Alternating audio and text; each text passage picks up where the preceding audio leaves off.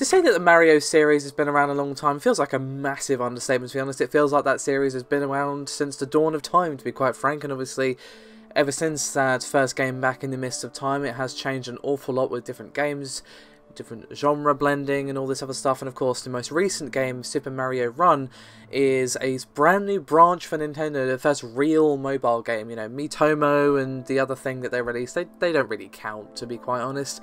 And now Shigeru Miyamoto, of course, is the creator of Mario, spoke with Apple about the future he sees for Mario. And he did say that while it would ultimately depend on the technology available at the time and what he chose to do with it, he still had some interesting comments to make.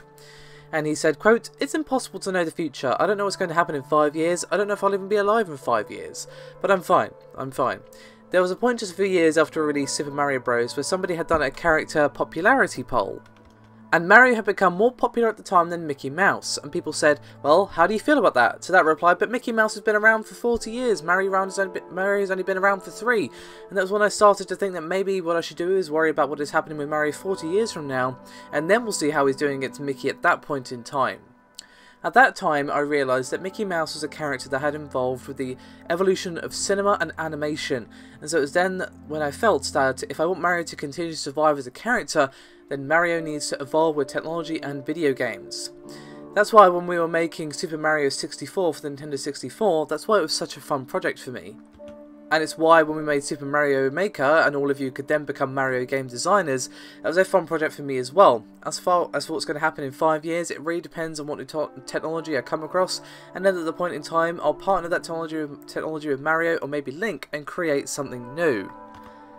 And to be honest, it's actually a pretty interesting sort of look into his thinking at the time, because that is something you can very much say is true of Mario.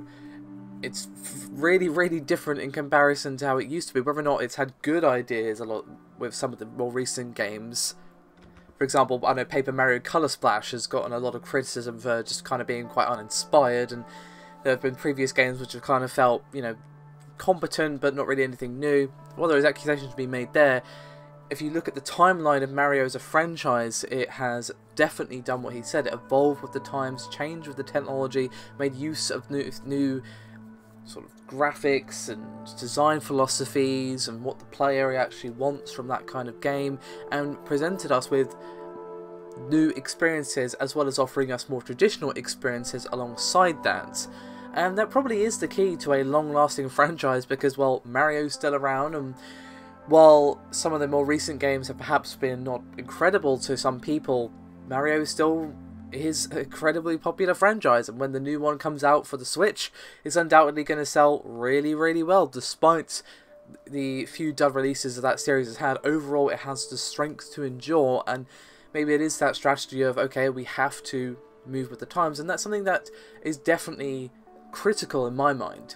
With how fast technology moves, with how fast our world moves, with the internet and everything like that, in my mind, it's evolve, change, or die in this particular industry of ours, that you kind of have to keep up with the times as much as you can. Of course, game development takes a long time, but still, you kind of have to realise, okay, we've got this new technology available, we shouldn't stick to that old method just because it's the old method. We should look at the new technology available and see how we can make use of it and that sort of thing, and present something perhaps that would be fresh and new to the player because it makes use of this new technology. So, some interesting comments to be sure. Now, these comments were made in a podcast that is on iTunes, obviously because it was Apple, so hardly a shocker there, and I'll include the link in the description below this video if you want to give it a listen. That's me done for this video though, however. Thank you very much for watching, and I'll see you next time.